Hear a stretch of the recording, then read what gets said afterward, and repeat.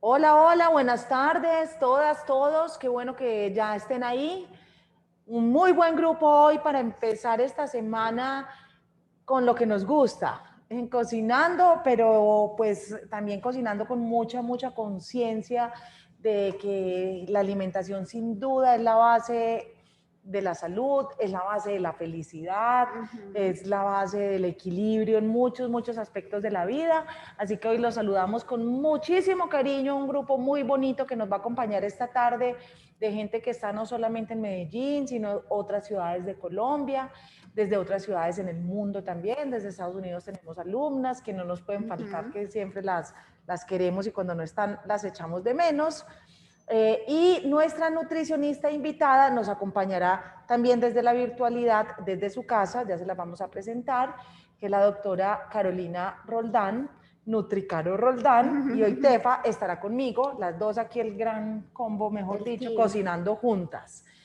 Así que, Tefa, ¿qué te parece si saludamos a nuestra nutricionista hoy, a la doctora Caro Roldán?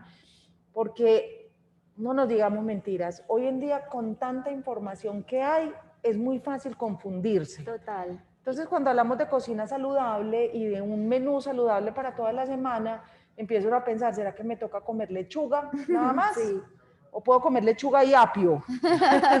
Además, Y ¿cierto? más que desinformación, también tenemos personas en el medio pues, de las redes sociales que digamos no son las indicadas para dar ciertas recomendaciones y pues nosotros porque nos guste cierta o X persona pues lo seguimos sin saber si esas recomendaciones son buenas. Entonces, qué mejor que la compañía de una persona supremamente estudiada y supremamente formada del tema que nos ayude hoy a complementar lo rico de para no comer siempre lechuga y apio, sino comer cosas ricas, saludables y que nos nutran. Sí, para mí la clave, digamos, de una alimentación saludable, y ya, Carito, me vas a corregir, está en variedad, en equilibrio y en mesura o moderación. Cuando comemos de todo un poquito, ahí tengo variado y cantidad y equilibrio, obviamente, pues creo que puedo lograr una dieta muy saludable. Me gusta mucho el trabajo de Caro y el estilo de Caro, porque Caro es de las nutricionistas que le dice a uno, si le dicen que se tiene que conformar con comer solo ensalada, por ahí no es. Si le dicen que usted tiene que aguantar hambre para lograr el peso ideal, por ahí tampoco es. Y yo que además de tenerla en el programa, la sigo en las redes, veo que ella recomienda desayunar arepa, pues toda la vida he desayunado arepa y de buenas a primeras resulta que ya no me puedo comer mi arepita, o a veces uno se confunde que el huevo sí, que el huevo no, pero habla de una manera muy sencilla, muy cercana a todos, y por eso hoy quisimos contar con su presencia en el taller. Ahora sí, Caro, ¿cómo estás? Bienvenida, te presentamos todo el grupo de hoy que está muy chévere. Activa tu No, micrófono ahí. ya, ahora sí, Ahora sí. ahora sí. Hola, ¿cómo están? Qué alegría estar por aquí. Desde la virtualidad nos tocó, pero me alegra mucho poder participar en este taller tan chévere. Caro, Muchas gracias, definitivamente, sí, Lucero, por esa presentación. Cuéntame. mencionábamos y hablábamos del tema de que comida saludable por lo general está muy relacionada con el término dieta. Me gustaría saber cuál es tu visión, cuál es tu percepción de la comida saludable. Sí, es real. Siempre que mencionamos como alimentación saludable, lo estamos relacionando con dieta, con restricciones, con alimentos costosos, con solamente ensaladas. Y tienes mucha razón en lo que mencionabas ahorita, que una alimentación saludable va a incluir variedad, va a incluir cantidades de pronto moderadas y anexaría de pronto también el disfrute, disfrutar esos alimentos que es parte de lo que van a aprender hoy y de lo que están aprendiendo con este menú, que son ingredientes tan básicos, tan simples, ingredientes comunes, que nos enfrascamos en utilizar siempre de la misma forma y darnos cuenta que hay un montón de recetas que se pueden preparar con ellos y que los podemos variar, los podemos incluir, que son asequibles y que vamos a disfrutar toda esa comida. porque comer saludable realmente es comer natural, comer comida de verdad, es comer rico, es variar esa alimentación, es incluir, hemos hablado varias veces, es incluir como muchos colores en ese plato, que aparezcan muchos tipos de alimento, que aparezca mucha variedad para que yo tenga mucho nutriente por parte de diferentes alimentos. Hay algo también que nosotros nos gusta hacer mucho énfasis aquí en el taller y es el tema de que a menos que exista una condición de salud que restrinja o requiera la eliminación absoluta de un alimento o de varios alimentos, digamos que los seres humanos podemos comer, digamos, de todo un poquito. Últimamente se volvió costumbre decir, no coma azúcar porque el azúcar es veneno. Y eso puede ser cierto para algunas personas en particular con ciertas condiciones de salud, pero no es una verdad absoluta para todos los miles de millones de habitantes en la Tierra, ni todas las personas que queremos cuidarnos. Pasa lo mismo con productos como la leche, que toda la vida lo entendimos que había que consumir leche para poder tener huesos fuertes y ahorrar, digamos, los huesos para nuestra vejez, y resulta que ahora la leche para muchos también resultó, digamos, un problema en la alimentación por el carácter inflamatorio que puede tener. Sí, a causa, en algunos casos de la lactosa, en muchos otros por la caseína que está contenida en ella. Bueno, pasa lo mismo con muchas cosas que hemos estado acostumbrados a consumir y que de buenas a primeras, por modas, tendencias, nuevos estudios, también algunos de ellos con bases bastante sólidas y bastante creíbles, y esto nos genera cierta confusión. Yo propongo que veamos cuál es el menú de hoy y que antes de comenzar a cocinar, utilizamos el documento que tú nos enviaste, que podemos compartir ya también con todos nuestros alumnos, para hacer una breve introducción de lo que podría ser un menú saludable para la semana. ¿Te parece? Claro que sí. Listo. Entonces veamos el menú de hoy.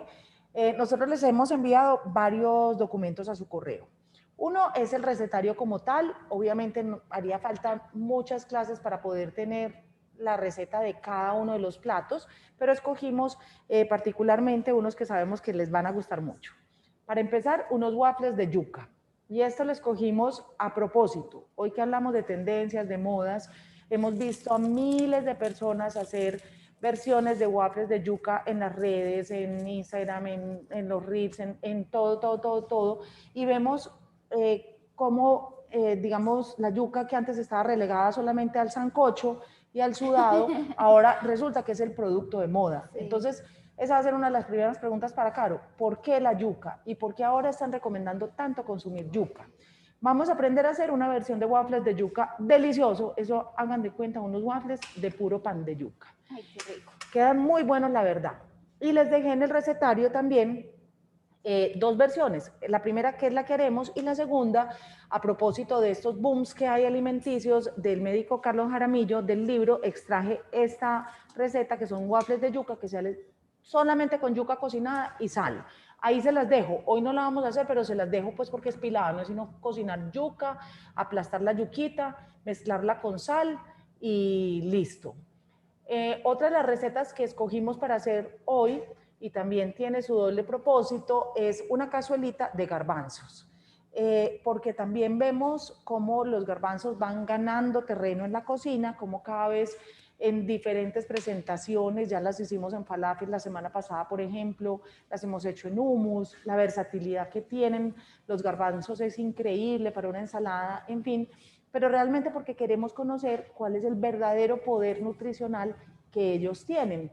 Y se los quise hacer en una receta que aquí con Tefa decíamos, es como la receta de la abuelita, es la receta de la mamá, como ese llamado a recuperar la cocina cada vez más natural, cada vez usando ingredientes muy cercanos, de cultivos cercanos, lo que conseguimos en el mercado, en la placita, y de qué manera todos esos ingredientes que a veces pueden resultar sencillos a primera vista, pueden tomar un aire completamente diferente. Entonces esta va a ser una cazuela de garbanzos que yo sé que van a querer incluir en sus recetarios familiares.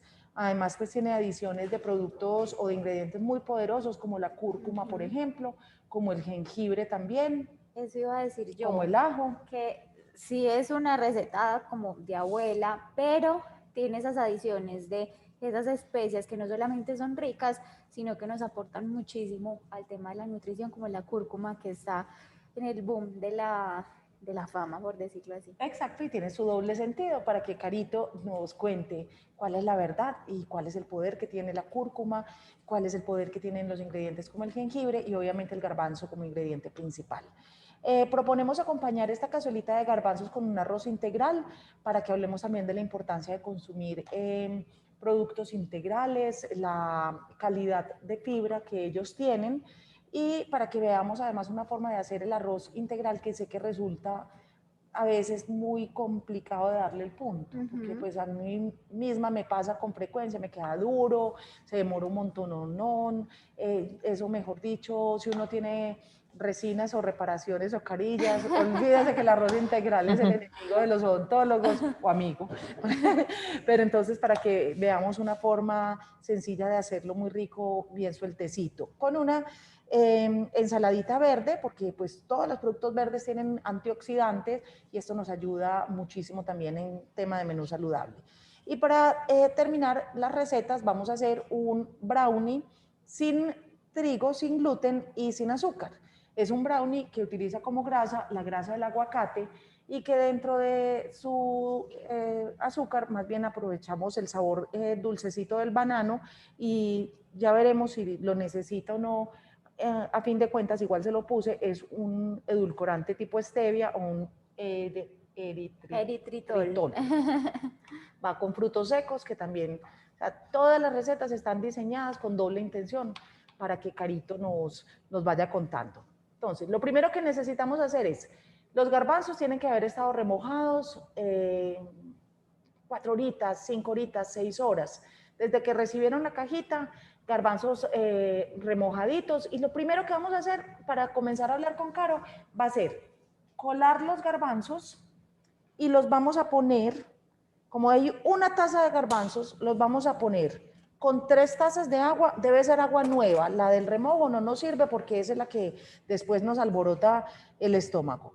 Las vamos a poner en 3 tacitas de agua y las papitas que tenemos las pelamos y las tiramos a la mitad para que se vayan cocinando. Si quieren y tienen olla a presión, en olla a presión. Y si no, en olla normal. ¿Listo? Mientras hacemos esto, gracias, Tefa. Mientras vamos remojando los garbanzos y poniéndolo con los 3 tacitas de agua, Caro, los garbanzos, es cierta y es también ganada la buena fama que tienen, porque es importante incluirlos en la alimentación. Sí, los garbanzos son un superalimento.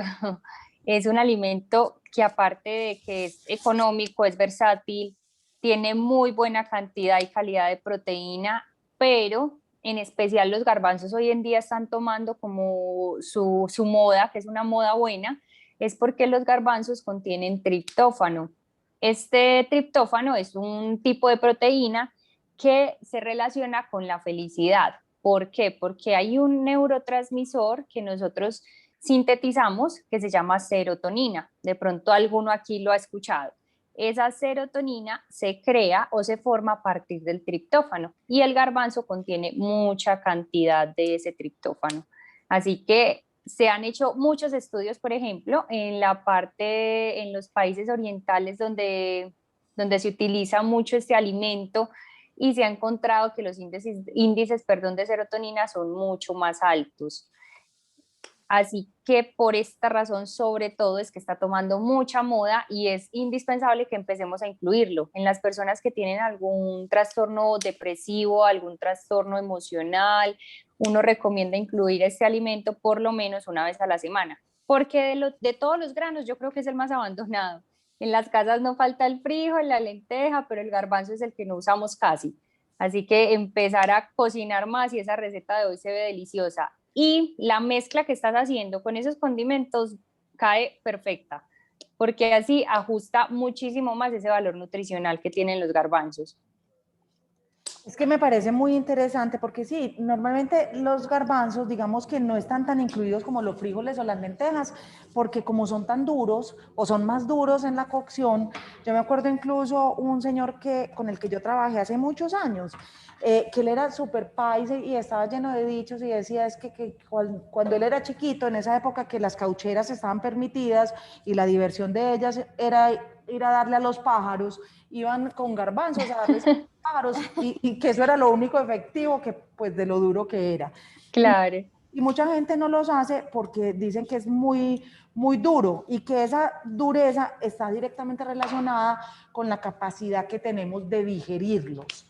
¿Cómo es Eso. para que los garbanzos sean más digeribles? ¿O eso no tiene nada que ver en que sean más o menos fácil de digerir? Sí, tiene mucho que ver, eso te iba a contar. Lo ideal ahí con el garbanzo es remojarlo 48 horas. Cuando remojamos ese garbanzo más de 1 o 2 días, vamos a generar que se elimine sobre todo ese compuesto que genera gases, inflamación, que te genera el dolor en el estómago, que te inflama el colon. Así que es mejor remojarlo más de 24 horas, cambiando el agua de remojo por lo menos 2 veces. Es decir, si yo haré garbanzos pasado mañana, esta noche los pongo a remojar, mañana les cambio el agua, vuelvo y les pongo un agua diferente para remojar y pasado mañana lo que dijiste ahorita, no utilizar el agua del remojo. Es muy importante no utilizar ese agua. Podemos también agregar un poquito de bicarbonato de sodio en el momento del remojo. Y hay un ingrediente que está en la receta que es indispensable, tanto para garbanzo, lenteja y frijol. Todos los granos deberían ser cocinados con un poquito de comino, porque ese comino también termina de eliminar el compuesto que genera inflamación del colon y nos va a ayudar a que la fibra de ese garbanzo se digiera muchísimo más fácil. Así que esa combinación de agregar el comino es perfecto. Ah, y entonces tú recomiendas agregarle el comino durante la cocción. Sí, Ah, listo. cuando se está cocinando agregar un poquito de comino. Listo, es algo que vamos a hacer. Mira que no lo tengo incluido entre el recetario, pero si tú lo dices, yo lo creo. Entonces, en este punto que vamos a poner a cocinar los garbanzos con la papa puede ir en mitades, puede ir en cuartos, como quiera. La idea con ella es que después se deshaga y sea lo que nos dé la textura espesita del guiso o del garbanzo. Entonces, en este punto acá le vamos a poner una pizca de comino. Ahí ya se la puse. Sí, Listo. súper, sí, ya la pusieron. Garbanzos. Las papas, agua, una pizca de comino, le podemos poner también un poco de sal. Aquí te quiero preguntar, ¿siempre hay que usar sal del Himalaya o sal de no sé dónde, sal de Constantinopla para cocinar? ¿O qué opinas de ese tema y ese boom de las diferentes sales que hay? Qué chévere, me encanta esa pregunta porque es una moda grandísima. Las famosas sal rosada del Himalaya. Lo que pasa es que esa sal rosada tiene un poquito de antioxidantes, que son los que le generan ese color, pero para yo recibir los beneficios de esos antioxidantes, me tendría que consumir al menos 1 libra de sal al día, cosa que ninguno de nosotros va a hacer. Entonces, no es beneficiosa. La cantidad que uno consume en gramos de sal no te aporta absolutamente nada de los antioxidantes que tiene esa sal rosada. Así que sigamos con la sal de mesa normal y ahorramos dinero. Y la sal de mesa, hay algo también muy importante y es que con todas estas modas hay un mineral que se conoce como el yodo y el yodo lo necesitamos todos, sobre todo en la etapa de la infancia. Y ahorita los niños en las casas donde empiezan a cocinar con la sal rosada y eliminan la sal de mesa o la sal común, le están quitando el consumo de yodo a los niños y empiezan a aparecer los problemas de tiroides. Porque en Colombia es política pública de salud pública agregar yodo a la sal, ya que es el alimento que nunca falta en la cocina de ninguna persona y es la manera de incluir yodo en la dieta, ya que el yodo es más de una dieta mediterránea y nosotros no tenemos esa cultura tanto de mariscos y de consumirlos diariamente. O Por sea que esta el razón, Himalaya no tiene yodo. no, No no la tiene yodo. cantidad que tiene la sal de mesa. Uh -huh. Por eso es tan importante que sobre todo en los niños no hagamos ese cambio de sal, que la sal del Himalaya en ocasiones genera un sabor diferente, hay personas que les gusta cocinar con ella, con los cristales, y está bien, pero en la infancia sobre todo sí es adecuado dar por lo menos 1 o 2 veces al día las preparaciones con la sal de mesa ayudada normalmente, la normal que utilizamos siempre. A propósito de eso, la cantidad de sal recomendada por la Organización Mundial de la Salud, que yo creo que nadie cumple esa regla, es el equivalente como a 5 gramos al día de sal. Lo que si uno se pone para una dieta de una persona, pues promedio, y si uno se pone a hacer como el equivalente, eso viene a ser como media cucharadita postrera de sal, y creo que nadie, absolutamente nadie cumple como con ese requerimiento o esa recomendación del máximo o la máxima organización para la salud del mundo. Caro, ¿te parece si vemos si las alumnas tienen preguntas? Claro, súper. Listo, sí, hay varias con preguntas. Entonces, Patricia Medina, Ángela nos está saludando a todos y Patricia Medina pregunta, ¿qué tan perjudicial es el jengibre? Pues en estos momentos lo tomamos mucho. Dicen que para la vista es malo. Y preguntan que si no alcanzamos a remojar los garbanzos, Lina, al menos dejarlos remojando en agua tibia por hoy, dejarlos remojando en agua tibia una media horita antes de ponerlos a pitar. Y podemos poner las 3 papas, sí, para que le den espesor. ¿Listo? ¿Qué opinión tienes? Nunca había escuchado a alguien que dijera que el jengibre pudiera ser dañino. Bueno, el jengibre sí tiene algunas afecciones, pero no tanto para el tema de la vista, no con esa relación, sino para las personas que tienen hipertensión o que sufren de insomnio.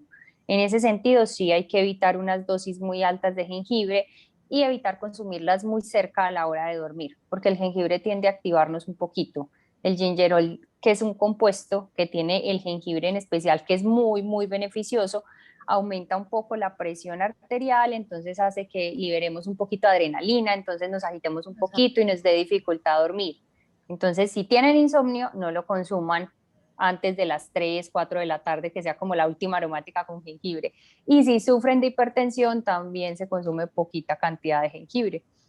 Yo soy fan del jengibre y no tenía ni idea. Yo tampoco. Y soy hipertensa y sufro de insomnio. Y como jengibre como si el mundo se fuera a acabar mañana. Ahí Entonces, tiene a las 4 de la tarde el último.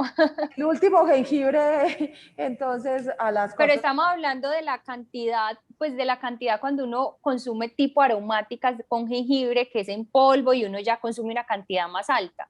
Pero si es en una preparación, que voy a hacer un pollo, una pechuga, que uno a veces le pone un poquito de jengibre para darle más sabor, no habría problema. Es el tema de cómo lo estamos consumiendo ahorita, que con el boom del tema de antioxidante, de que tiene capacidad expectorante, de ayudar con el tema de la gripa y los virus, entonces sí lo están consumiendo en mucha cantidad y sobre todo en aromáticas muy concentradas. Si es una persona que tenga hipertensión o insomnio, es mejor evitar ese consumo, sobre todo en las noches. Okay. Eso está excelente. ¿Hay alguna otra pregunta más? Ya saben que siempre les pedimos que tengan sus micrófonos apagados, pero si tienen preguntas a través del chat o la opción de levantar la mano nos avisan y nosotros pues inmediatamente para darles cambio. Hasta aquí entonces lo que hemos hecho en cuestión de recetas o de cocina ha sido... Pusimos los garbanzos a remojar idealmente y ya sabemos entonces que los podemos dejar remojando hasta 2 días si queremos, cambiando el agua, porque incluso el agua empieza a soltar una espumita blanca que no huele nada bien. Podemos cambiar el agua del remojo.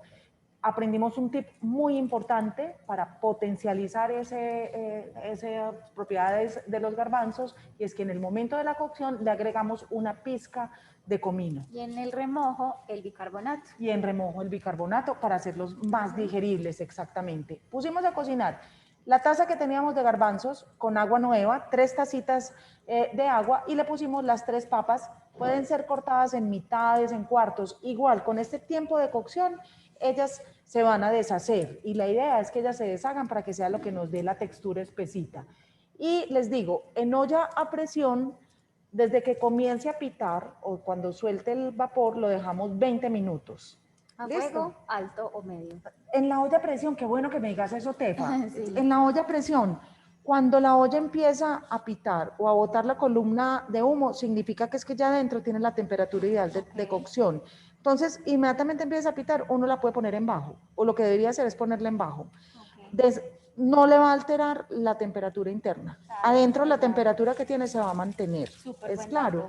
Siempre así la pones en bajito, le vas a contar 20 minutos. O si no tienen olla a presión y están trabajando con olla regular o común y corriente, la dejan 1 hora aproximadamente.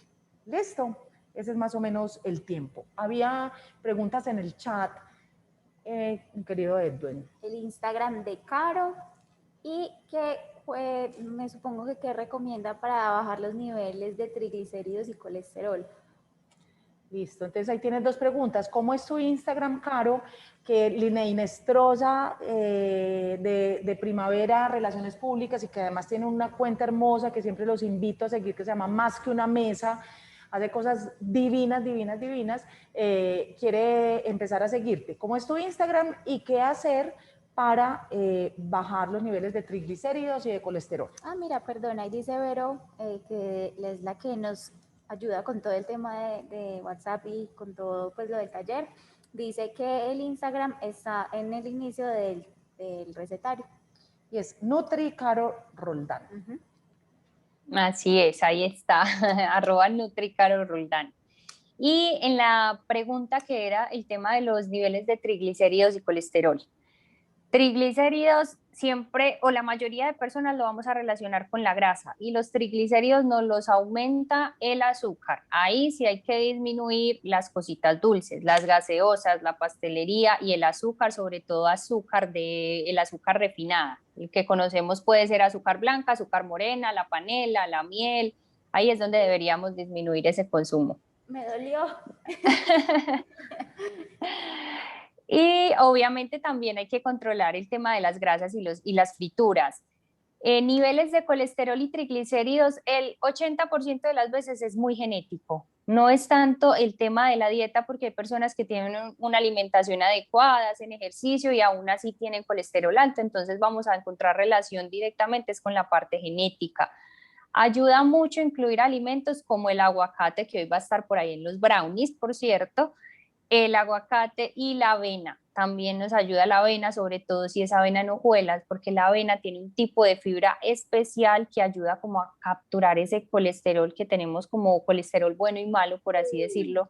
Nos ayuda como a capturar ese colesterol malo y a disminuir esos índices. Y el aguacate y el aceite de oliva nos va a ayudar a subir el colesterol bueno, y al subir el bueno vamos a bajar proporcionalmente el colesterol malo. El bueno y el malo es el que llaman DLH, algo así, sino HDL. Ajá. LDL sería el malo y HDL, eso, HDL, ese sería el colesterol bueno, que ese lo debemos tener un poquito más alto y normalmente lo tenemos casi siempre bajito. Y eso es como, hagamos de cuenta que es una balanza, si se me sube este, se me baja el otro. Entonces, si yo subo el HDL, que es el bueno, voy a bajar el LDL. Y entonces Una pregunta. Sí. Dicen que la avena también es mala, que como es harina y que uno sube de peso. También he escuchado que hay unos vegetales que también son, ¿cómo dice? Que le sube el azúcar. El índice glicémico. Sí. Listo, entonces, primerita, la avena no es mala. De hecho, ningún alimento, como decía ahorita al inicio Lucero, no es que sea malo, es controlarnos en la cantidad, perdón. La avena sí es un cereal que si la molemos vamos a obtener harina de avena, pero no quiere decir que nos engorde solita como tal. Ningún alimento solo te va a engordar ni te va a subir de peso, es el conjunto de toda esa cantidad de alimentos y el exceso en la cantidad de lo que consumamos. Al contrario, la avena tiene mucha fibra y esa cantidad de fibra que tiene da saciedad, entonces tú te llenas mucho más rápido y evitas comer de más, a diferencia de otro alimento que no tuviera tanta fibra y uno tiene que consumir más y más cantidad para poder sentir esa sensación de llenura. Pero sí sería considerado como un mito de que la avena engorde. Claro, lo que y el pasa otro, es que perdón, Caro, lo que pasa es que aquí en Colombia estamos acostumbrados a comerla o a tomar la avena como tipo caleña, que no es solamente la avena, sino que es la avena con toneladas de azúcar, Ah, con sí. toneladas de leche, y obviamente sí, sabe delicioso. O las avenitas, por ejemplo, yo cuando no existía todo este tipo de información, esta facilidad de información, juraba que yo le mandaba una lonchera muy saludable a mi hija cuando le mandaba el frasquito de avena o cuando le mandaba el juguito disque hit de mora. Y yo, ay, no, pero está tomando Claro. de mora. Pues no, este tipo de facilidad de información no estaba hasta hace 10 años, 15 años. Entonces yo creo que ese mito puede tener, digamos, bastante arraigo en el tema de la forma como consumimos. Es como una hamburguesa en sí no es mala, yo me la puedo comer y es súper balanceada, si la analizo bien, pero si la lleno con tocineta, con salsas y con un montón de cosas, ahí sí no tanto. O me equivoco, puede ser como por ese lado el tema de la avena. Sí, de hecho tienes toda la razón. Sería más por ese lado, porque es muy distinto calentar leche, poner avena, poner canelita, poner una cucharadita de miel y me hago una colada de avena súper rica, o desayuno con yogur, avena, semillitas y fruta, a consumir el tarrito de la avena, que si tú vas a mirar ingredientes o tabla nutricional, la avena más comercial y más consumida tiene casi la misma cantidad de azúcar que una Coca-Cola, pero como es una avena, uno la va a relacionar con que es más saludable. Entonces ahí es donde la publicidad, que este tema de las redes y todo este acceso al Internet ha facilitado mucho, así como también tergiversa la información, pero tiene cosas buenas, porque gracias a esto también nos hemos dado cuenta mucho de la falsedad que hay en toda esa publicidad de alimentos considerados saludables y no. Pero si hablamos de la avena como tal del cereal, que la idea, como les decía ahorita, es comer comida de verdad, comida real. No es lo mismo yo coger y licuar en mi casa la leche con avena y le pongo una cucharada de miel o de azúcar a comprarme la avena comercial que tiene un montón de químicos, conservantes y como 6 cucharadas de azúcar. Mientras más natural, siempre va a ser Hay mejor. ingredientes que uno no es capaz ni de pronunciar. Sí, Uno pues pronuncia, y no sé si esto rige para la ley de etiquetas acá, que el primer ingrediente que aparece en el listado de ingredientes es el que está en mayor, más tiene. ¿cierto? Y de ahí de mayor a menor, pero uno llega a la tercera palabra y de ahí en adelante no puede pronunciar. Y si no puede pronunciar más de 2, 3, 4 ingredientes, pues eso está lleno de cosas que no son alimentos seguramente. Es real, es real. Y es muy triste que nosotros tengamos que estar leyendo etiquetas. Uno debería ir a la fija con el alimento, con el enunciado, pero la falsa publicidad es grandísima. Entonces uno no se puede quedar con el enunciado, sino gaste tiempo leyendo la etiqueta, los ingredientes. Y lo que dices es real. Primer ingrediente es lo que más tiene. Si a mí me están vendiendo unas galletas de avena, yo las volteo y el primer de ingrediente es harina refinada, pues no son galletas de avena, porque el primer ingrediente es el que debe tener, debería ser hojuelas de avena, o avena en hojuelas, o cereal de avena, o harina de avena. Así que guiémonos por eso. Primer ingrediente, máximo segundo ingrediente es la mayor cantidad de lo que tiene ese paquetico que vayamos a consumir. Muy bien, Tapo. Volvemos a la cocina. Aquí en esta casa, en esta cocina, la olla ya empezó a pitar. Entonces, ya saben lo que siempre les he dicho, en olla a presión, apenas sale la columnita de humo o empieza a pitar, le ponemos el mínimo, contamos 20 minutos a partir de ahora, o sea que a las 6 de la tarde va a estar listo, y vamos a hacer el arroz integral para que hablemos también un poquito de ese aporte y la importancia que tiene la fibra en la alimentación. El arroz integral se consigue, digamos, me preguntan mucho por el tema de marcas, aquí se consigue con relativa facilidad, me gusta mucho el de la marca Federal, pero Castellano también tiene un arroz integral que es buenísimo. Es el mismo arroz blanco que siempre hemos consumido, solo que tiene cascarita. Entonces lo que vamos a hacer para empezar es lavarlo. Este sí lo vamos a lavar. Listo, aquí no vamos a cuidar el tema del almidón, solamente lo vamos a lavar con el colador, vamos a escurrirlo bien y ya está. Una técnica también que se utiliza con frecuencia para que quede más blandito, si uno tiene tiempo también, es ponerlo a remojar un poquito antes de hacerlo, o un poquito, 1 hora, 2 horas, si tiene tiempo, incluso desde el día anterior, lo pone a remojar para que él también vaya aflojando un poquitico, después se escurre el agua y se cocina. Si lo fuéramos a hacer con la técnica tradicional o en la olla arrocera, la recomendación es triplicar el líquido. Quiero decir, si hacemos una tacita de arroz integral, le ponemos 3 tacitas de agua o de fondo, que aquí en el taller ya hemos aprendido a hacer fondos vegetales muy ricos y que no solamente son ricos, sino que aportan también muchos nutrientes a nuestros alimentos. Hoy vamos vamos a probar una técnica súper chévere para evitar que el arroz quede integral, quede durito. Es cocinarlo en mucha agua. O sea, por una taza de arroz lo vamos a poner a cocinar en 8 o 10 tazas de agua.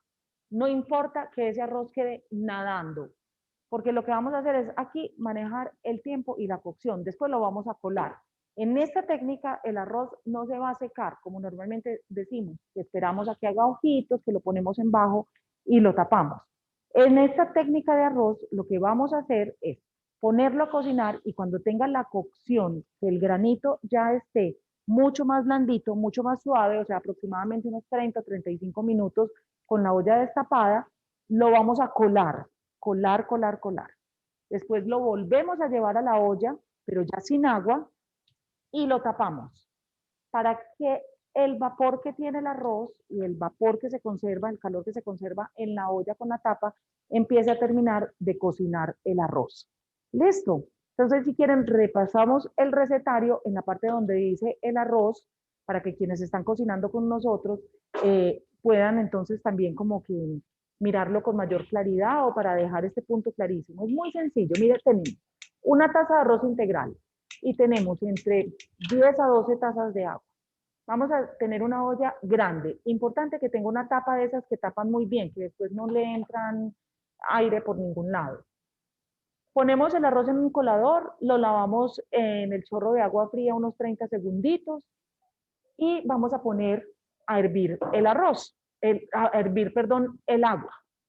Cuando el agua esté hirviendo, recién en ese punto, cuando el agua esté hirviendo, le vamos a agregar el arroz que ya teníamos previamente lavado. Le adicionamos el arroz, le podemos agregar entonces la salecita en ese punto, lo vamos a dejar cocinar con la olla destapada, por ahí 30, 35 minutos en un fuego medio, y pasado este tiempo, aunque todavía haya mucha agua en la olla, lo que vamos a hacer es que colamos el arroz. Y eso es pues como de colarlo y sacudir un poquito, 10 segunditos. Llevamos ese arroz ya colado a la misma olla, que ya no debe tener agua, la tapamos, fijándonos de que la tapa quede bien, bien aseguradita para que no se escape el vapor, y dejamos la olla en un lugar que no esté caliente, para que no se nos haga pues costra en la parte de abajo. Dejamos reposar el arroz unos 10 minutos ahí sin tocar, como cuando uno hace sushi, que deja que el vapor termine de cocinar el arroz. Y ya después podemos peinar el arroz, o sea, separarlo con los dientecitos de un tenedor y si quieren lo podemos aderezar. En este punto podemos poner una vinagreta deliciosa, una vinagreta de aceite de oliva y limón y ajo, una vinagreta con aceite de ajonjolí si lo queremos más oriental y un toquecito de cebollín. Ya después de que el arroz esté así, lo podemos aderezar como queramos. ¿Está clara esta parte? Les pregunto. Está más clara que el agua. Ya el agua hirviendo, ya la del arroz. Listo. Arroz lavado, agua en proceso y aprovechamos. ¿Y por qué? Dice Patrick, bien, gracias Patrick.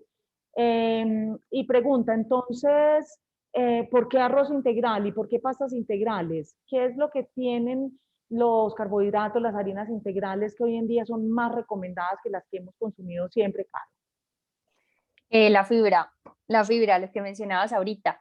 La fibra es un componente que sería en este caso la cascarita del arroz, que nos va a ayudar a dar más saciedad, más sensación de llenura, aparte nos va a ayudar a tener una salud intestinal, nos va a facilitar todo el tema del tránsito intestinal, de tener una microbiota que son como las bacterias buenas, saludable, de que esas bacterias tengan como de qué alimentarse ya que se alimentan de la fibra. No nos vayamos por el lado de que tiene menos calorías porque muchas personas lo tienden a relacionar con que lo integral es más bajito en calorías y por eso se recomienda y no es así. Al contrario, hay ocasiones donde puede que tengan más calorías. Lo que pasa es que tú te llenas más fácil con 4 cucharadas de arroz integral que con unas 6 o 7, 8 cucharadas de arroz blanco, porque ese arroz blanco no tiene la cantidad de fibra que sí me va a aportar a mí el arroz integral. Y también va a depender mucho de con qué lo mezcles, si le agrego vegetales o no.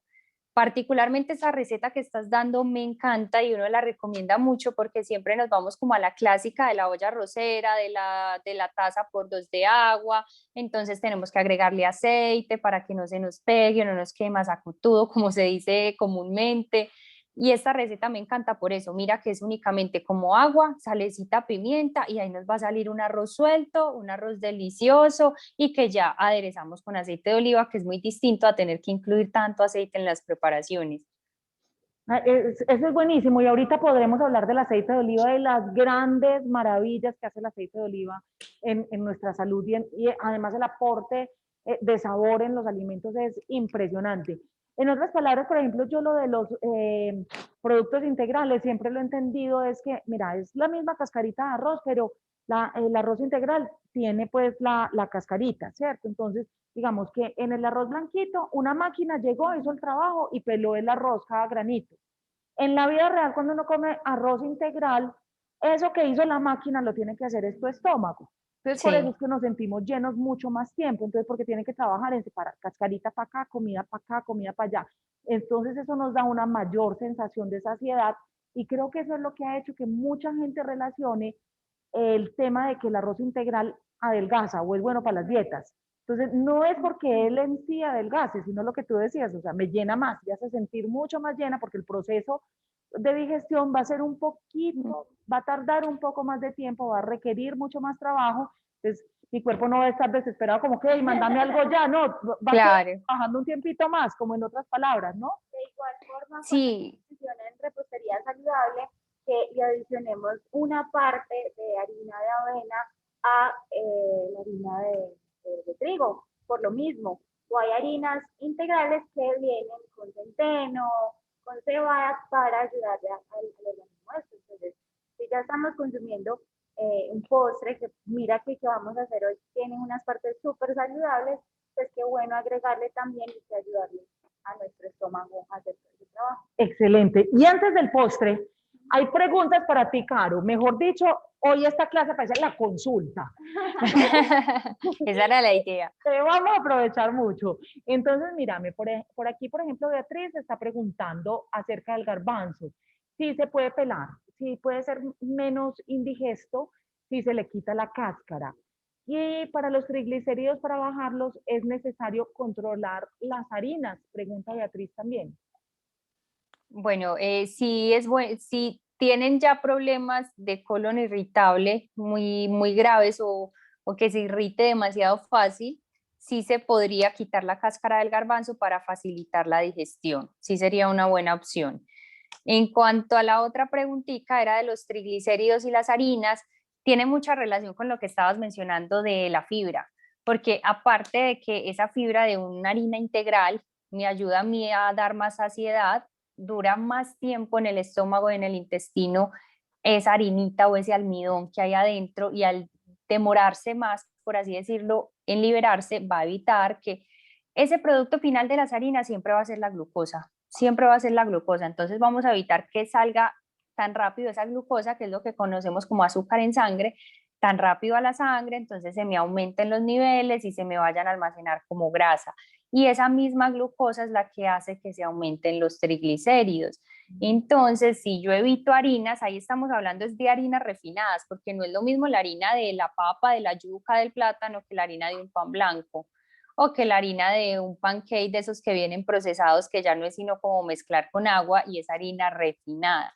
Refinada quiere decir que no tiene absolutamente nada de fibra y al no tener esa fibra pasa muy rápido esa glucosa de esa harina a la sangre y al aumentarse tan rápido el cuerpo la coge y la guarda como triglicéridos, que aparte que nos aumenta un poquito el tema de la grasa corporal, nos va a seguir aumentando los triglicéridos. Tiene mucho que ver ese tema de la harina, de la fibra con el arroz integral y la disminución cuando tenemos los triglicéridos altos, pero estamos hablando más que todo de las harinas refinadas. no de todas, porque nosotros necesitamos las harinas, esa es nuestra energía principal, o sea, sin harinas no podemos. Exacto, como sin grasa no podemos. Lo que pasa es que se van poniendo de Sí, moda ciertas cosas, entonces dicen, "Ay, quiere adelgazar, mija". Y como somos tan buenos recetando, porque todos somos buenísimos recetando, es parte de nuestra naturaleza. Entonces, de las grasas y el azúcar, de harinas, grasas y azúcar, y con eso adelgaza.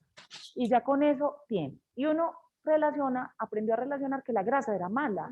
Pues la grasa, es que sin grasa ni siquiera podríamos pensar, así de simple. sí, Pensamiento de muere de aburrición en el cuerpo de alguien que no come grasa, porque no tiene cómo llegar, o sea, la grasa transporta absolutamente todo, lo bueno y lo malo al cuerpo, entonces hay que saber qué grasa se consume, cantidad, calidad, ¿verdad? El tema del azúcar también, no es que todo el azúcar sea malo, ya aquí estamos aprendiendo un poco y conociendo en compañía tuya, y lo de las harinas que también, entonces ya relacionamos que todas las harinas son malas. Hoy aprendemos, no todas las harinas son malas, son súper necesarias. De hecho, ¿de qué otra manera podemos obtener energía si no es a través de ellas? Es complicadísimo, incluso sí. pues del lado nutricional sé muy poco, pero ya como experiencia propia, yo cuando no consumo X carbohidratos, sea arroz integral, sea arroz blanco, sea pasta, lo que sea, al momentico ya que me da hambre, estoy como... Le da uno moridera. ¿Por qué le da uno moridera cuando no come lo que conocemos como harinas? Es más que todo cansancio, de hecho es una de las razones más grandes por las cuales las dietas fracasan, porque las dietas estrictas siempre te quitan todas las harinas. Y las harinas, como ya les venía contando, tienen glucosa. Nuestro cerebro funciona con glucosa. Nuestra energía, el hecho de tú estar ahí parada cocinando, de estar ahí las dos hablando, de que yo esté aquí contándole a ustedes, estoy gastando energía. Y esa energía me la da a mí, la glucosa, y esa glucosa la tomo directamente de las harinas.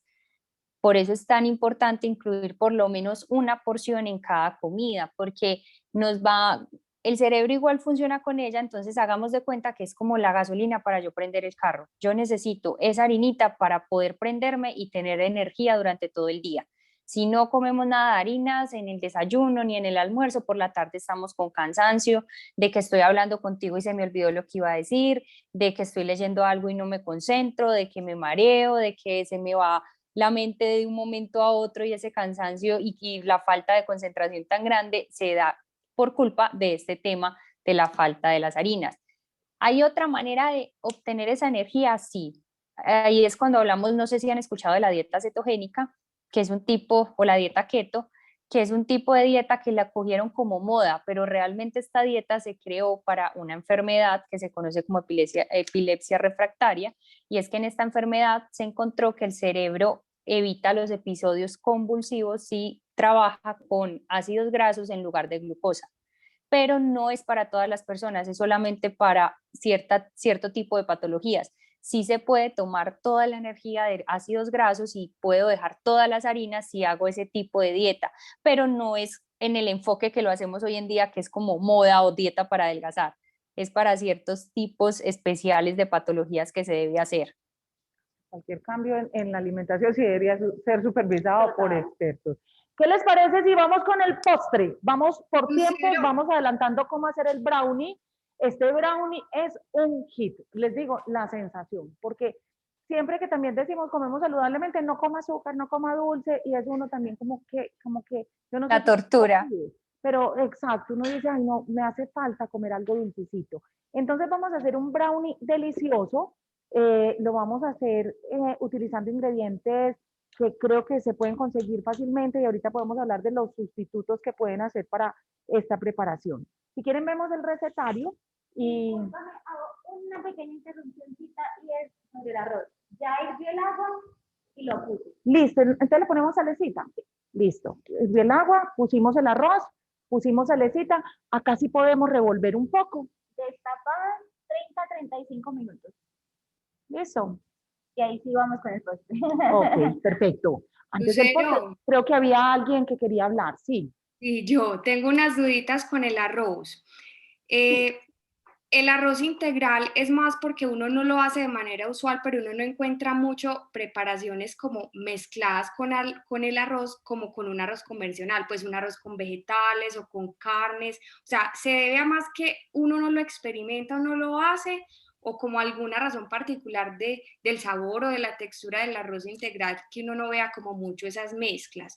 Y lo otro es si el arroz integral también se puede nacrar. Yo no sé, yo no lo hago como de manera muy, pues sabiendo qué es lo que realmente le proporciona, pero yo veo que cuando uno hace ese ejercicio de revolver el arrocito antes en el aceite, queda mucho más rico. Entonces, sí, también se puede hacer. Muy bien, Diana. Para responder, son dos las inquietudes. No se ve tanto porque no estamos como, es como costumbre. Vos vas nada más al supermercado y vas a encontrar arroz, es el mismo arroz, el tipo Orisa, se me va el segundo nombre, pero es el mismo Orisa, pero vas a ver todas las marcas, arroz blanco y arroz integral, un ladito así porque no se vende y el mercado y todo responde es una dinámica comercial, más te vendo, más te hago, lo que me es más fácil producir, en fin, es lo que se vende. Posiblemente porque no estamos tan acostumbrados a cuidarnos, no hemos estado más acostumbrados, digamos, a que la industria haga las cosas por nosotros y en lugar de buscar alimentos más naturales, pues hace procesos que también la dinámica lamentablemente es así, mientras más trabajito tienen, para ellos más alto el costo, más pueden cobrar. Entonces ahorita solamente con este boom de información estamos aprendiendo todos que lo integral es preferible por ya los motivos que nos exponía Carolina. Nutricionalmente tiene beneficios. Para cocinarlo posiblemente, como uno le guste a lo que está acostumbrado, es un producto más difícil de penetrar el mercado, porque sí queda más durito, es más difícil, lleva más tiempo, requiere más agua de cocción que el arroz blanco. Por lo que decíamos, al tener la cascarita es más duro, hidrata menos, tiene menos poder de absorción. No solamente hay una forma, hay muchas formas de cocinarlo, como en la mayoría de las recetas. Entonces, una forma es lo que les decía, lo puedes hacer en la olla arrocera, si estás acostumbrado a tu olla arrocera, tres tacitas y media de agua por arroz. Otra forma, como hoy lo estamos haciendo, en mucha agua, hasta que cocine, colar y después que el vapor lo cocine. Y otra manera es como tú lo dices, como tú bien lo dices, y me encanta que las alumnas y los alumnos manejen ya esos términos que antes no usaban sino los profesionales, que es naquerar el arroz. El hecho de naquerar el arroz, y para quien no tenga ese término todavía muy claro, naquerar viene siendo sellar los granos del arroz. Es como cuando cocinamos arroz y antes de agregarle el agua, ponemos la olla, ponemos un poquito de grasa. A mí me encanta ponerle ajito en el aceite para que tome el sabor delicioso y el olor delicioso del arroz. Y le ponemos el arroz como a sofreír un ratico hasta que el arroz se ponga un poquito más blanco. Nacarar viene de nacarar o de nácar, queda como nacaradito. Este integral no va a quedar tan nacarado porque lógicamente la cáscara es más oscurita, pero lo que se busca con esto es sellar el grano para que después quede separadito y no nos quede un arroz pegotudo o melcochudo. Lo puedes hacer y obviamente queda delicioso también hacerlo así. Después recuerda que debes integrarle más agua de lo normal. Yo digo que incluso más de la que dice el empaque. Cada marca trae su recomendación. A mí me gusta ponerle 3 o 3,5 de líquido por cada parte de agua. Si lo vas a hacer de esa manera, nacrado o nacarado, vas a ver que por tener más agua es mucho más demorado el proceso de evaporación del agua. Cuando haga ojitos, lo pones en bajo, lo tapas y lo vas a dejar. Si en un arroz normal, técnicamente, o en un arroz blanco, porque todos son normales, un arroz blanco refinado, el tiempo de cocción es de 18 minutos, en un arroz integral, este tiempo tranquilamente puede duplicarse en bajo y tapado. O sea que podría irse tranquilamente media hora en que se termine de cocinar bien. Pasado este tiempo, mi recomendación es apagas la olla y no la destapas, la dejas 10 o 15 minutos para que el vapor y el calor residual termine de cocinar el arroz. Entonces, como que hilando esta respuesta con el principio, posiblemente esa demora pues, que requiere la preparación de un arroz integral ha hecho que no sea el preferido de muchas casas. Y sumado al hecho que no estamos tan acostumbrados, el sí, Lucero, sí, Lucero, uno le puede echar ahí al arroz limón, jugo de limón para que quede más rico. para que se abra un poquito al final, como la técnica tradicional de echarle el juguito de limón al final. Y si le echas cilantro al final y ralladura de limón, le das un toque delicioso también para hacer un arroz medio orientalcito. Sí, Lucy, le puedes echar el limoncito como siempre. Ok, gracias. Listo, Ya pagamos los garbanzos. ya. Y antes del postre, espere pues que usted está adelantando mucho. No sé si Caro tiene algo que agregar a este punto antes de pasar al brownie.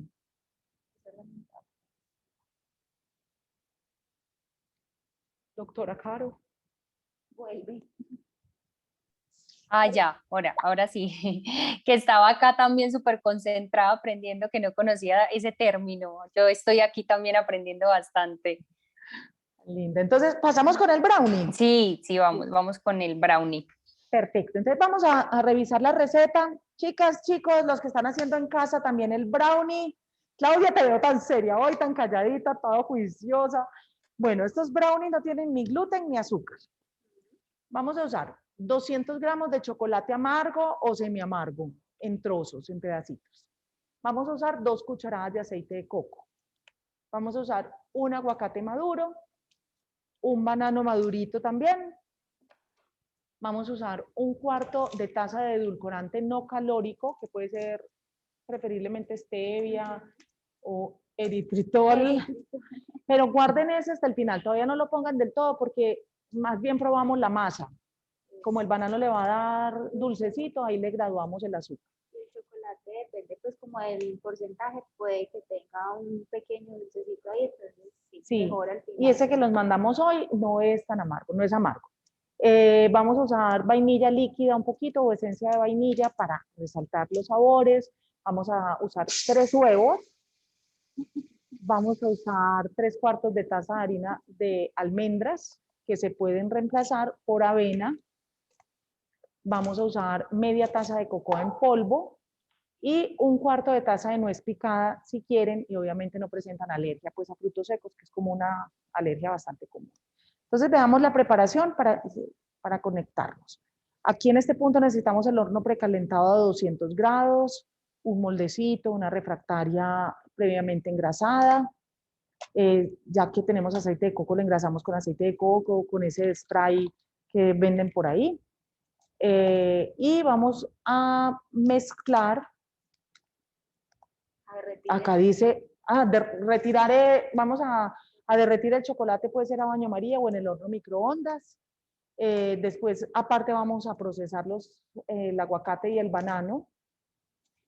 Y luego vamos a ir haciendo la mezcla. Al final, siempre lo que se pone es la harina. Pero yo voy a dejar a Tefa, que es la repostera, a que sea ella la que nos enseñe cómo hacer estos brownies muy, muy ricos. Bueno, entonces, como decía la receta, vamos a meter el chocolate semi amargo junto con el aceite de coco, mientras si quiere Caro nos va comentando los beneficios de consumir chocolate semi amargo o el porcentaje pues, dependiendo del que nos guste o Exacto. consumir. Bondades, propiedades que tiene el chocolate, y ahorita también hablamos de ese aceite de coco que se ha hecho tan famoso. Me encanta ese postre porque tiene un montón de ingredientes tan saludables. Hablemos de ese chocolatico o ese cacao que de verdad es muy importante, igual que el garbanzo, incluirlo mucho en la alimentación. Yo creo que este menú del día de hoy está perfecto para la salud mental, porque ese chocolate y ese cacao nos va a ayudar muchísimo en la salud mental. Tiene exactamente, pues tiene muchas propiedades, pero vamos a hablar como de 3 compuestos. Uno de ellos es el triptófano, que es el mismo que contiene el garbanzo, que nos ayuda a liberar esa hormona de la felicidad que conocemos como serotonina.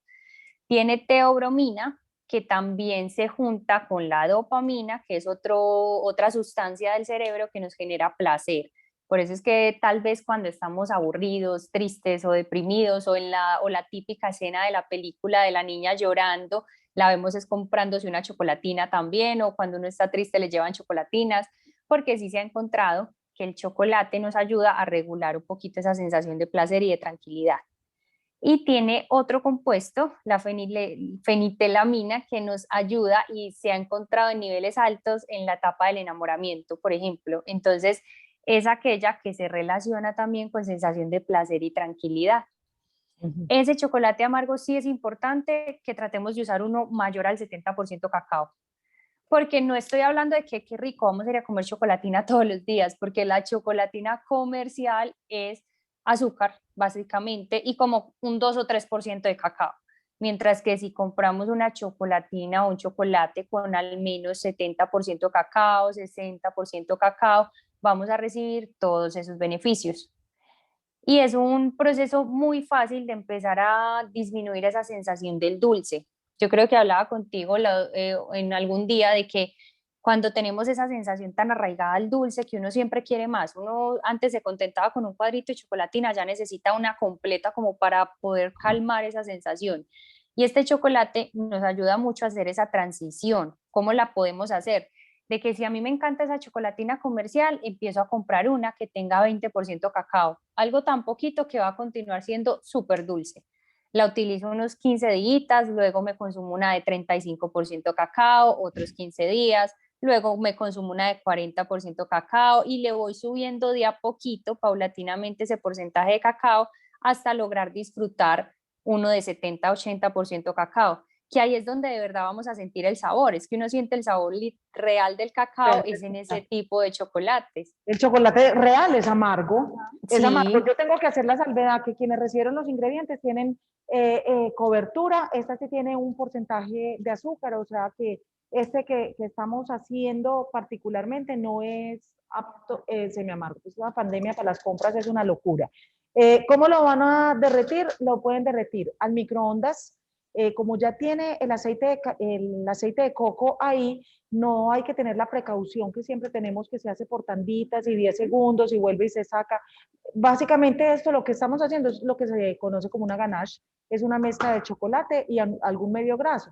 Pues que casi siempre la ganache que hacemos o debemos hacer es hecha con crema de leche, pues la crema de leche tiene grasa. Entonces cualquier mezcla de una grasa con el chocolate da como resultado una ganache. Lo ponen a derretir en horno microondas. Si no tienen horno microondas, no les gusta, no lo quieren usar, lo pueden derretir en el microondas hasta que esté así, fluido. ¿Listo? Entonces, paso número 1 para el brownie. Ya volvemos contigo, Caro. Derretimos chocolate con aceite de coco. Exacto. Y vamos a ir procesando el banano con el aguacate. Importante que los dos estén bien maduritos, porque no queremos que nos queden como los trocitos de aguacate verde por ahí nadando en la mezcla. Básicamente vamos a hacer un puré de aguacate y banano. Puré de aguacate y banano, vea usted. Hola Estefa, hola Lucero. Danos un segundo, Lucy, que no te escuchamos. Ya. Espérate que baje este aparato.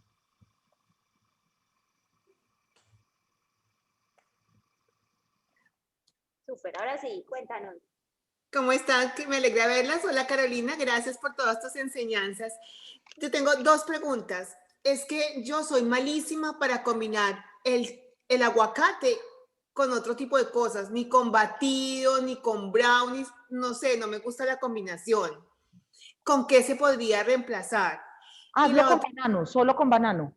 Ah, ¿solo con banano? Solo con banano. No hay ningún problema. Posiblemente le tengas que subir un poquito a la grasa. Al aceite de coco. Igual, ten en cuenta de que como el aguacate está mezclado con chocolate, va a tapar absolutamente todo el sabor del aguacate. Pero si definitivamente no te gusta, usa, ¿me recuerdan cuánto tenía la receta de aceite de coco? Un banano, tenía 2 cucharadas. Le puedes poner unas 4 cucharadas entonces de aceite de coco y le retiras el banano. Ok, y mi segunda pregunta, esa ya es para Carolina, es, qué pena Carolina, pero pues toca aprovechar, es que con este boom de que ustedes dicen de tantas cosas que hay en el mercado que ahora uno no sabe nada, o sea, y aquí en Estados Unidos es extremo, o sea, si en Colombia se consigue, aquí son 10 veces las cosas. Entonces, yo voy al supermercado y encuentro 20 tipos de aceite, o sea, no les estoy exagerando, hay de todo. Entonces, Por decirte algo, yo utilizo de uva. Aquí se utiliza mucho el aceite de uva, pero otra gente utiliza el aguacate, o sea, sacando, digamos, el de coco de esa lista. O sea, ¿cuál es la diferencia entre esos aceites? Y si sí vale la pena uno complicarse tanto con todo este tipo de cosas nuevas que salen en el mercado. Muy chévere la pregunta. La mayoría de cosas que salen al mercado no vale la pena complicarnos tanto.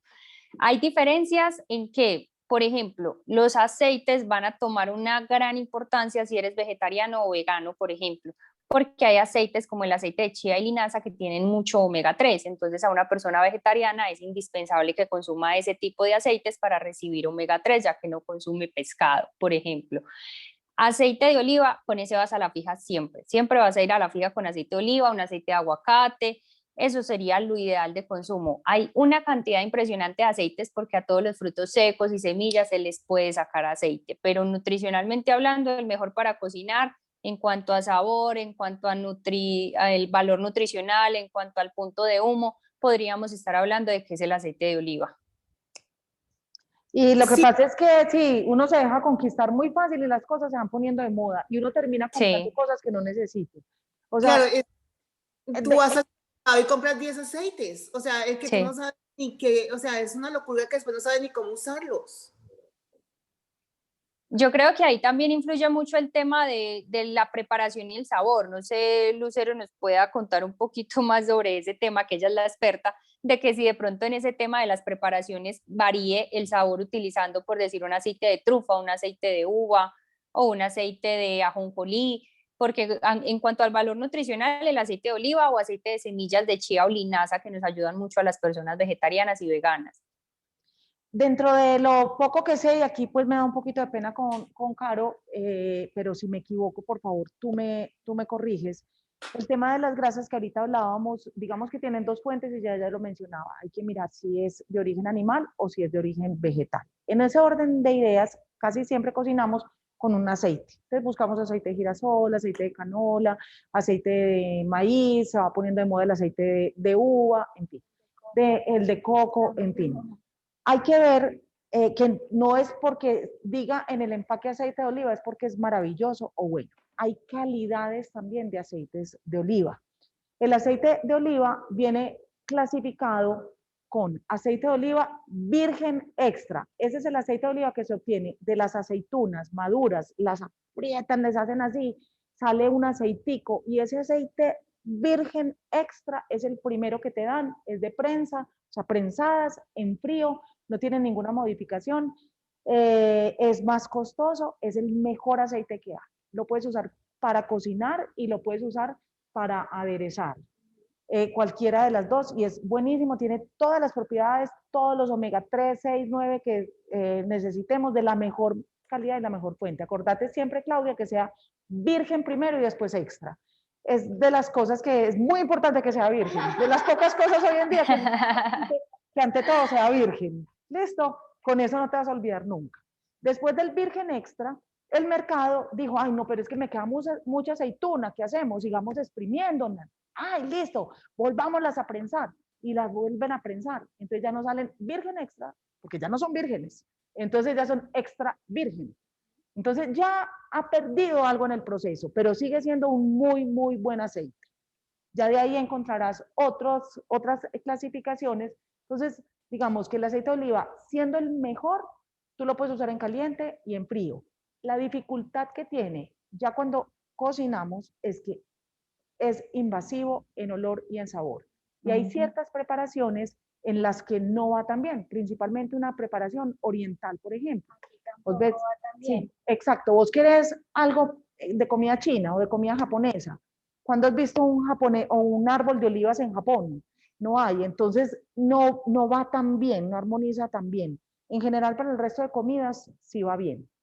De ahí el aceite de coco, ahorita me hablas del aceite de coco, Caro, porque yo entendía que estaba en el top por, digamos, la calidad de grasa que tiene también, por el punto de humo, porque también resiste absolutamente lo que sea. Yo siento la dificultad de que a veces resulta costoso y otras veces invasivo. Todo lo que uno cocina con aceite de coco sabe a vacaciones. Y de ahí ya vienen aceites como el aceite de aguacate, el aceite de las semillas principalmente, que vienen siendo buenas, que hay que ver ya es como la marca y todo eso, pero si vos querés un aceite para cocinar y para todo, un buen aceite de oliva, tiene uno un buen aceite de oliva y un buen aceite de ajonjolí, se defiende uno para todas las preparaciones. Vamos a continuar con el brownie. Voy a aprovechar mientras voy haciendo responder dos preguntas. La primera es un breve resumen. Simplemente derretimos el chocolate picado en cuadritos pequeños con el aceite de coco. También procesamos el aguacate con el banano. Y me preguntan que si el brownie se puede hacer en microondas. La verdad, yo soy un poco enemiga de hacer postres rápidos en microondas, más que todo por la textura que deja. Hay algunos que son muy ricos, que son los mug cakes que se hacen en el microondas, eso sí, pues como para quitar antojo, muy rico. Pero de hacer una torta completa en microondas, la verdad no, prefiero hacerlo en air fryer o en el horno. Exacto, pero por ejemplo esta mezclita en una tacita, sí la puedes hacer y será cuestión de 3 minutos. Hacerla separadita en tacitas, nunca va a quedar la misma textura, estamos de acuerdo. Y si la hace en el air fryer, ¿qué? También lo puede hacer súper bien en uno chiquito, no en uno grande, porque probablemente no le vaya a caber. Listo. Pero si lo puede hacer en el fryer, le bajaría la temperatura a unos 150 grados para que no le vaya a quemar. Te paso uno por uno los huevos. Por favor. Bueno, y entonces pusiste aguacate, banano. Y aquí le estás poniendo los huevos uno por uno. Exacto, importante agregarlo uno por uno para emulsionar la grasa del aguacate con la grasa que tiene el huevo en la yema. Y por acá Jenny nos pregunta sobre la harina de yuca. Ahorita que vayamos con el waffle, te explicamos los reemplazos que puedes hacer. Listo, aquí sí que si no come huevo, puedes reemplazarlo por linaza. En el recetario yo les dejé la cantidad de linaza, ponen a remojar la linaza en agua y lo va a reemplazar. Exactamente. Entonces, vamos aquí agregando los huevos y aprovechamos que la mezcla de chocolate y aceite todavía está líquida y la voy a incorporar también. La idea es incorporar todas las grasas juntas. Tenemos la grasa del aguacate, la grasa del huevo y la grasa del chocolate y el aceite de coco para emulsionarlas y tener una textura bien, bien rica. Y ya el resto es pilado, como dices tú, es incorporar los ingredientes secos que son la harina de almendras, la cocoa, el endulzante si lo quisiéramos y ya está. Y la esencia de vainilla. Exactamente. Listo. Entonces, miren qué fácil. Uno piensa que hacer un brownie es para, mejor dicho, para... No, entonces, eso está en categoría pilado. Está piladísimo. Lo que sí, aquí que le voy a agregar mi toque es siempre pasar los secos por un tamiz. Incluso harina de almendras. Sí, aunque esa como está finita, no creo que tenga pues como mucho grumito. ¿Qué dices? ¿Lo paso por tamiz o no? Listo. Listo. Junto con la cocoa. Pueden usar harina de almendras o harina de avena. Acuérdense que siempre les he dicho aquí en el taller, la harina no es un ingrediente, la harina es la condición de un ingrediente. Entonces pueden ser granos, pueden ser semillas, por lo general se deshidratan y se muelen. Y obviamente pues la reacción a la hora de cocinar con cada una va a ser distinta. Si usamos una harina de coco, por ejemplo, ustedes han visto que todo lo que uno hace con harina de coco queda más seco, más compacto. Entonces ahí ya va la habilidad de cada quien de ir probando y pues como que calculando un poquito ingredientes, podemos hacer nuestras propias mezclas. Entonces aquí yo creo que esto tenía la intención de preguntarle a Carolina acerca de la harina y el gluten, porque últimamente también nos lo han vendido como algo que es horrible, que eso no se puede, eso es peor que el diablo. Entonces, ¿qué pasa con la harina de trigo que hemos consumido siempre, Carito? Pero antes Joana también dice, repetir rápidamente lo que han hecho con el postre, porque a ella se le fue la señal un ratico. Entonces, o esto fue antes. Sí, ya fue antes, listo. Carito, ¿qué pasa con la harina de trigo y por qué ahora todo el mundo está buscando reemplazarla por otro tipo de harinas? Bueno, porque también se nos ha vuelto moda el tema del gluten. El gluten, les cuento que es la proteína del trigo. El gluten es un compuesto proteico que tiene el trigo y la cebada. este gluten hay personas que tienen una cierta intolerancia a él y hay personas que son celíacas. Estas personas, a esta enfermedad se le conoce enfermedad celíaca, son alérgicos totalmente al gluten y les genera una inflamación terrible en el estómago, en el colon, pero el 90% de las personas hoy en día que dicen ser alérgicas al gluten o intolerantes realmente no lo son.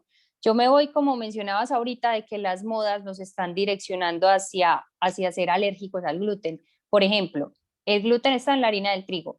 La harina de trigo la contenemos en el pan blanco, en las galletas, son alimentos que estamos consumiendo diariamente y que la gente relaciona con el aumento de peso. Así que una manera muy fácil de uno empezar a creer que va a bajar de peso y disminuir el peso es eliminando todo lo que contenga gluten porque contiene la harina de trigo, entonces creemos que esto nos va a llevar a una disminución de peso. El gluten es malo como las fresas son malas para quienes son alérgicos o como la nuez es mala para quienes son alérgicos a los frutos secos. No todas las personas son intolerantes, entonces no tienen por qué dejarlo. No nos dejemos llevar por esa moda de que todo tiene que ser gluten free. Si lo consumimos en exceso, pues todo en exceso va a ser malo y va a generar de pronto una intolerancia en el colon, pero si es en exceso, y en exceso me refiero a que uno empiece a comer 2 o 3 o 4 tajadas de pan diario o harina de trigo a todas las preparaciones y en todas las comidas. Ahí el problema va a radicar y sobre todo en el exceso y en la moda que tenemos en el gluten. Y que hay harinas distintas, el tipo de reemplazos que nos aportan también otros nutrientes y que van a tener un poquito más de fibra o de calidad nutricional, entonces también es bueno hacer ese tipo de reemplazos y no quedarnos siempre con la harina de trigo. Es como, a mí me da una risa esta semana, porque en serio, uno ya va al supermercado y Claudia, y te debe pasar a vos allá en Estados Unidos y me pasa aquí en Medellín. Y todo es disque, libre de gluten. Yo veo que gluten free, sí. Y es un paquete de platanitos. Y yo, pues claro, si el plátano en la vida ha tenido de gluten, todo ya para venderlo le ponen gluten free. El gluten está presente para que nos acordemos básicamente en 4 ingredientes y las siglas TAC. Acuérdense, a mí me gusta mucho como esas fichas de memoria, TAC, doble C, trigo, avena, cebada y centeno, en distinto porcentaje, en distinta calidad. El problema es el exceso, el problema es intolerancia o una enfermedad celíaca que es escasísima. Además, y siempre he dicho, pobre el que sufre una enfermedad de estas, porque es que en la cocina donde un celíaco vive no se puede cocinar nada que tenga ninguna traza de gluten. No podría usar la misma batidora, el mismo pollo, la misma olla. Es delicadísimo. O sea, es una condición de salud bastante restrictiva porque de verdad son cuestiones de vida o muerte. Pero a fuerza de dejarnos llevar de modas, el problema también es que la mayoría de estudios que uno ve publicado están patrocinados por la industria. Entonces uno... Claro. ¿Y quién patrocinó el estudio que dice que ya sí puedo comer azúcar? Y ve al final, Coca-Cola.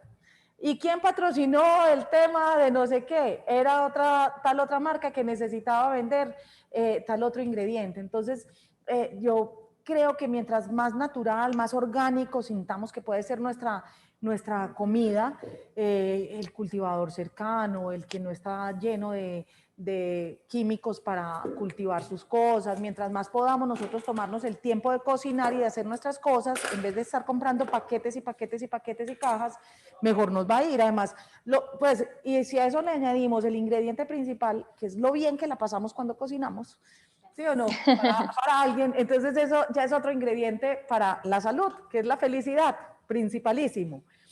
Luce, vamos con este brownie. Perdón. Tefa, mezclaste entonces el aguacate y el banano, los huevos uno por uno. Ajá. Le pusiste chocolate y aceite de coco derretidos. Mezclé. Y por último agregué la harina de almendras y la cocoa cernidita con el colador. Lo mezclé. Le puse un poquitico de edulcorante para balancearle un poquito, que casi que ni le hizo falta. Y por último las nueces. Y se va al horno. Al horno 200 grados para que haga esa costrica rica que tiene. O sea, tiene que estar bien caliente. Tiene que estar bien caliente porque el brownie es rico que quede melcochudito adentro y tostado afuera. Y me lo llevo. ¿Cuánto tiempo? Vamos a estar 20, como nos gusta bien melcochudito, yo no lo paso de 20 minutos.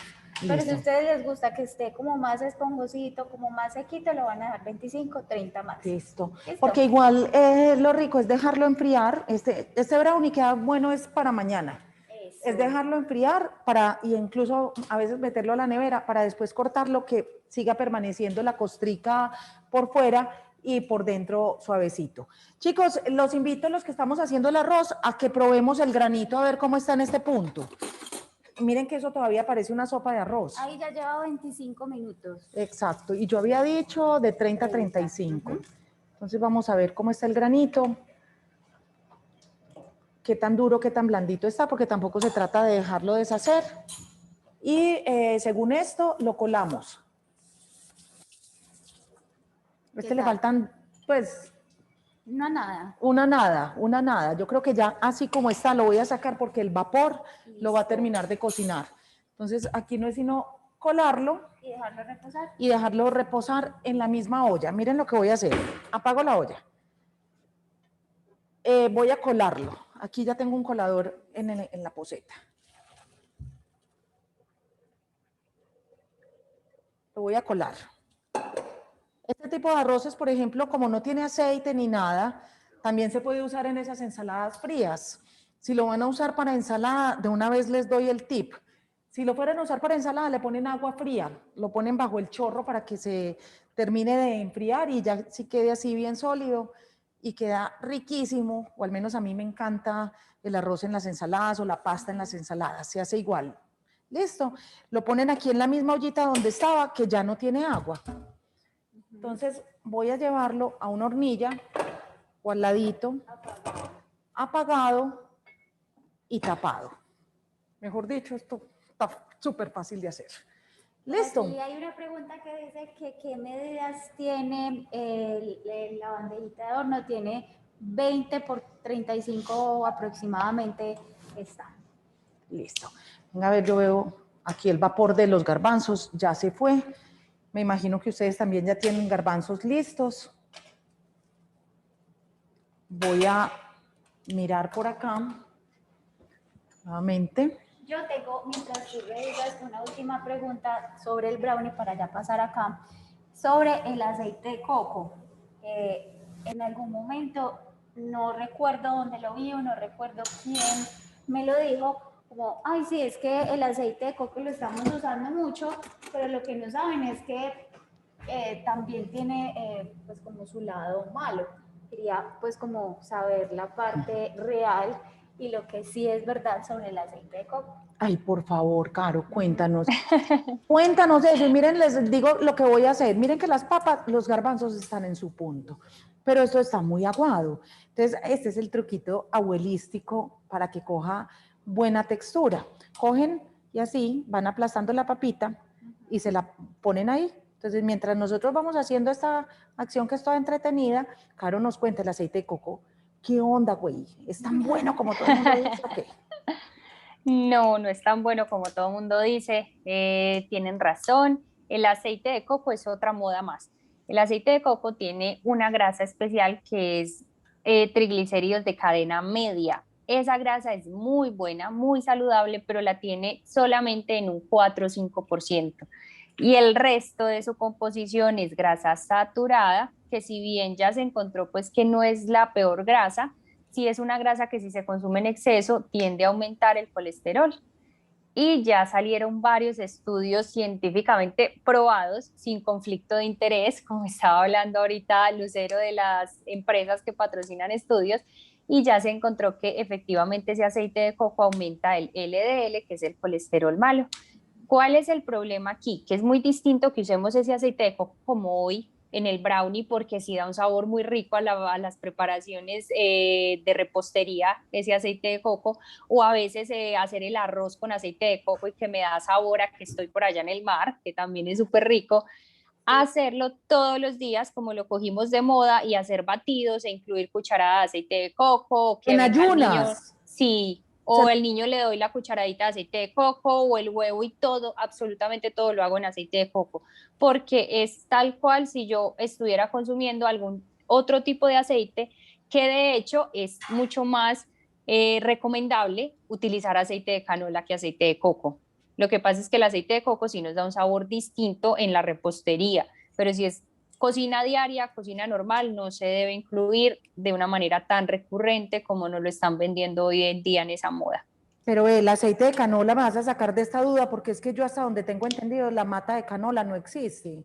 Eso lo sacan es de una planta que se llama colza, que es con la que hacen los aceites.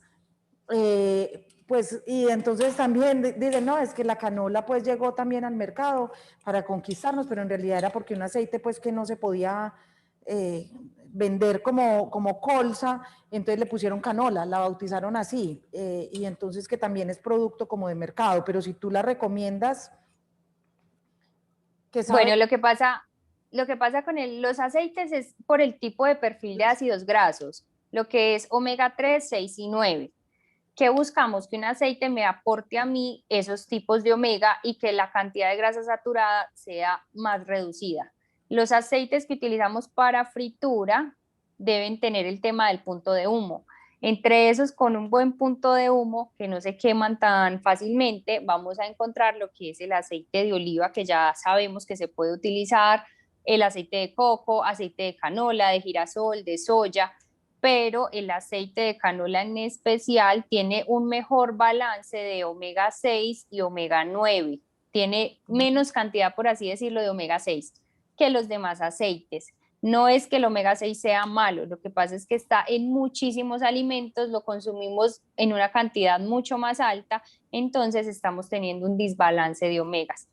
Y aquí siempre, como tú dijiste ahorita, la primera opción va a ser el aceite de oliva. Esa va a ser siempre como la primera opción, de que si de pronto quiero variar o para fritar, que uno no va a estar fritando en aceite de oliva porque primero es más costoso, entonces, y no me soporta tantas frituras como si lo haría un aceite de canola. Entonces, para una fritura ocasional que quiero hacer un patacón y me sabe más rico de sumergido en aceite como la clásica receta, pues ahí sí podríamos pasar a utilizar un aceite de canola, pero igual que el aceite de coco, que sea algo esporádico, algo raro, que no sea del día a día de la preparación. Y el ghee, el famoso ghee, que aquí lo hicimos incluso hace unos días y todavía tengo ghee en la casa, eso quedó delicioso y todo eso, pero es tan sano y tan beneficioso como todo el mundo dice ahora.